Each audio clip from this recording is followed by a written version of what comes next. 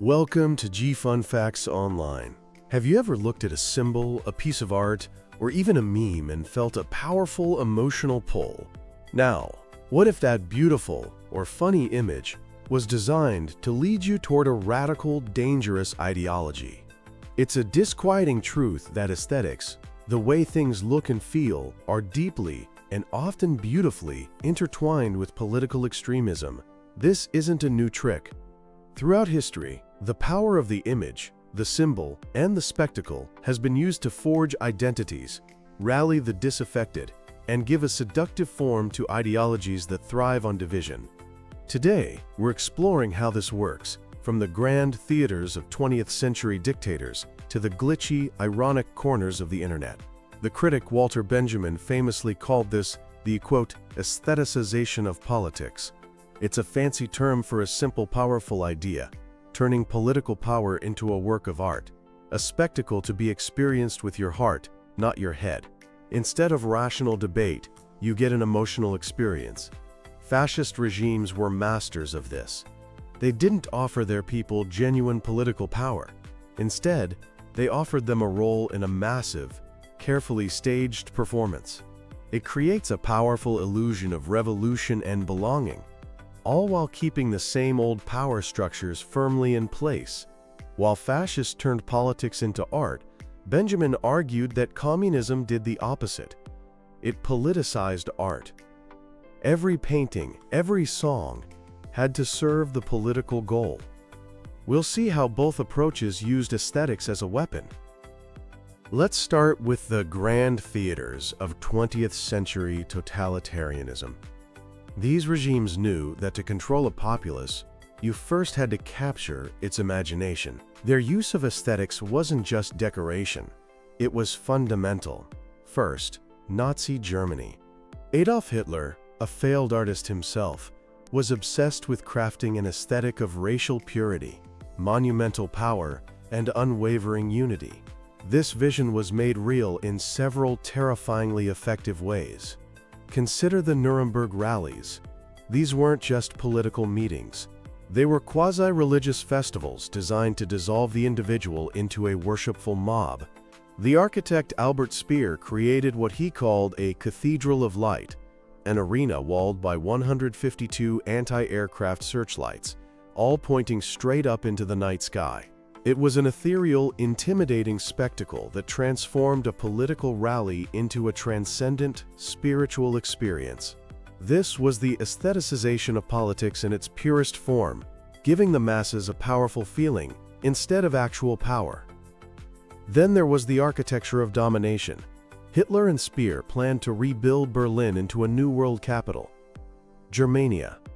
The designs were a cold, intimidating form of neoclassicism, meant to evoke the power of ancient Rome and make the individual feel insignificant next to the state. The proposed Volkshalle, or People's Hall, would have had a dome 16 times larger than St. Peter's Basilica. Speer even designed these buildings with their ruin value in mind, intending for them to crumble into impressive ruins that would testify to the glory of the Third Reich for 1,000 years. The grim reality behind this vision was that these grand buildings were often constructed using forced labor from concentration camps.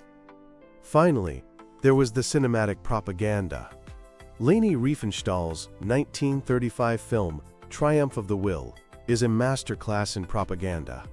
Commissioned by Hitler to document a Nuremberg rally, Riefenstahl used moving cameras, aerial shots, and dramatic angles to portray Hitler as a messiah and the Nazi movement as an unstoppable force of unity. It was meticulously staged to create a seductive narrative of national rebirth, a perfect example of how art can be used to glorify a totalitarian regime. As the critic Susan Sontag later pointed out, these fascist aesthetics, celebrating submission and idealizing strength, have a dangerous and enduring allure. Meanwhile, in Italy, Benito Mussolini's fascist regime was also using aesthetics to build a new national identity. Their theme was Romanità, or Romanness, a strategy to link the new fascist state to the imperial grandeur of ancient Rome. The very symbol of fascism, the fasces, was taken directly from ancient Rome. It's a bundle of rods tied around an axe, meant to symbolize strength through unity. This symbol was everywhere, often clutched in the claws of the Roman imperial eagle, cementing the connection to Rome's conquering legions. Fascist architecture blended Roman classicism with modernism to project both tradition and progress. Mussolini undertook massive urban renewal projects, tearing down medieval neighborhoods to build grand, imposing structures that celebrated the state's power, creating a third Rome. And just like in Germany, a powerful cult of personality was built around the leader.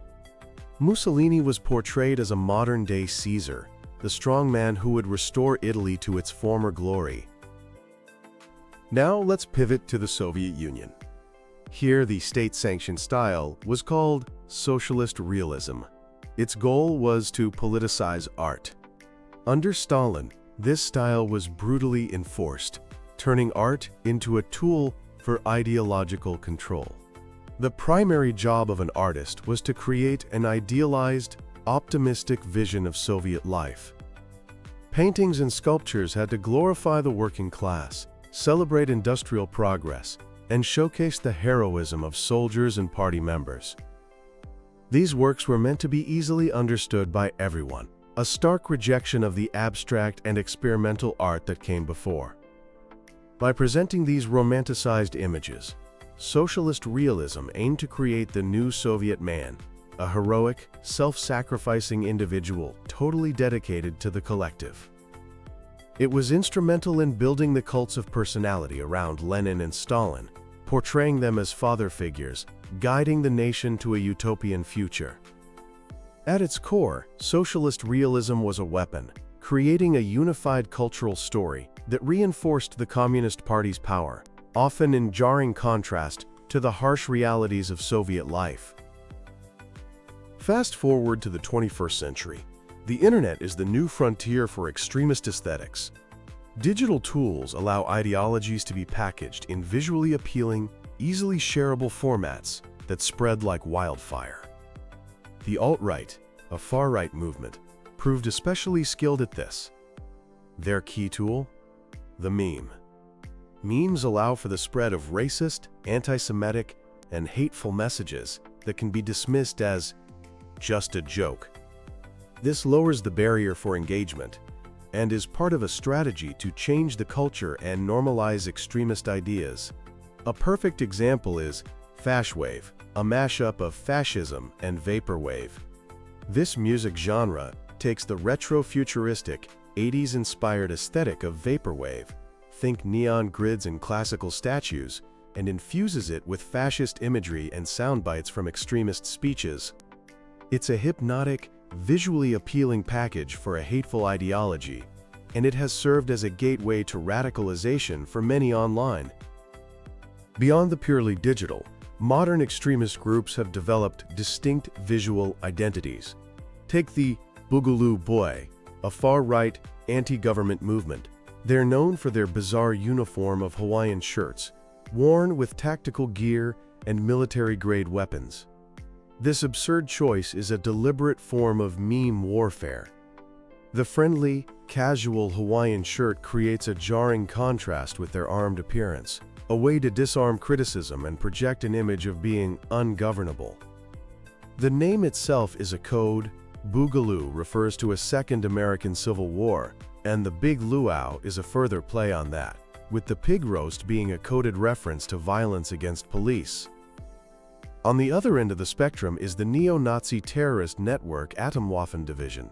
Their branding is stark, modern, and menacing. Their propaganda uses clean aesthetics that you might see from a tech startup, which belies their brutal message of apocalyptic violence. Their logo even incorporates the radiation symbol, reflecting their goal of accelerating societal collapse. This is part of a subculture called Terror Wave, which fetishizes the aesthetics of militancy and violence as a style. It's not just political groups.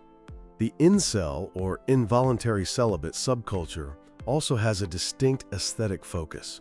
Their worldview is built on a rigid aesthetic hierarchy.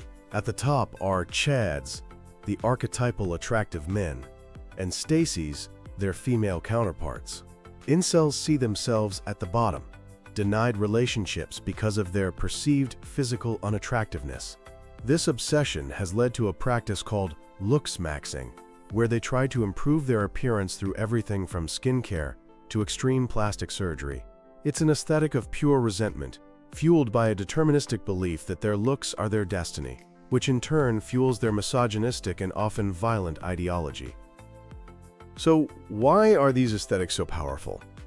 It comes down to basic human psychology. Extremist aesthetics are designed to bypass rational thought and appeal directly to emotions like fear, anger, and grievance, while simultaneously offering hope and belonging. Symbols are key. A swastika, an ancient symbol of good fortune, was hijacked and imbued with a new, hateful meaning. Repeating these symbols in rituals and spectacles reinforces their power and solidifies group ideology. Modern society can be alienating. Extremist groups offer a powerful antidote, a strong sense of community, and shared purpose. Shared aesthetics, a uniform, a symbol, a specific kind of meme, create a clear us versus them mentality. Wearing a Hawaiian shirt to a protest or creating a fashwave track becomes a performance of your commitment to the group. And as Walter Benjamin noted, the spectacle itself is seductive. It's an escape from the mundane, a chance to feel like you're part of something historic. The thrill of a mass rally or a successful online meme war can be more powerful than any logical argument, all while distracting from the violence and hatred at the ideology's core. But here's the hopeful part. Just as aesthetics can be used to promote extremism, they are also a powerful tool for resistance. Artists and activists have always used creativity to challenge oppression. One of the most effective methods is subverting the symbols of hate. This can mean reclaiming them or using humor and satire to rob them of their power. This is sometimes called culture jamming, turning the tools of power against themselves. Art also gives a voice to the voiceless. Street art, from the murals of the Mexican Revolution to the graffiti of the Black Lives Matter movement, bypasses traditional gatekeepers and speaks directly to the people.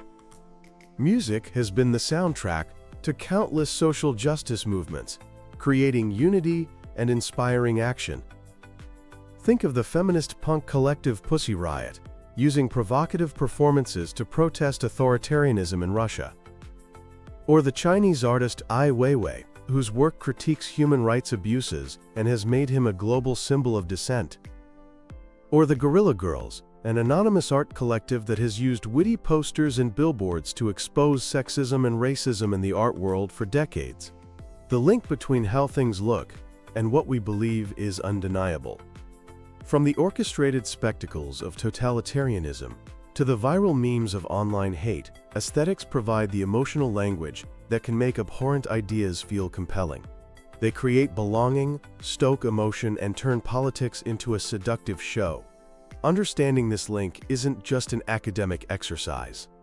It's vital for defending a democratic and equitable world. The power of the image is immense. And in the face of those who use it to divide and destroy, the creative act of resistance becomes more important than ever. Thanks for tuning in to G Fun Facts Online.